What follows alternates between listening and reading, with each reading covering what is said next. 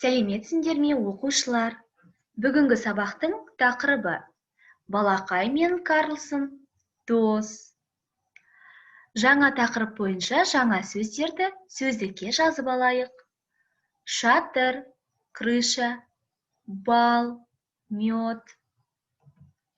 Тыңдалым оқылым тапсырмасы 72-ші бет. Мәтінді оқы. Балақай мен Карлсон дос. Карлсон шатырда тұрады. Карлсон тосапты жақсы көреді. Балақайдың күшігі бар. Винни-Пух пен Петачок дос. Петачоктың шары бар. Винни-Пух балды жақсы көреді. Жазылым тапсырмасы, бірінші тапсырма, 73-ші бет.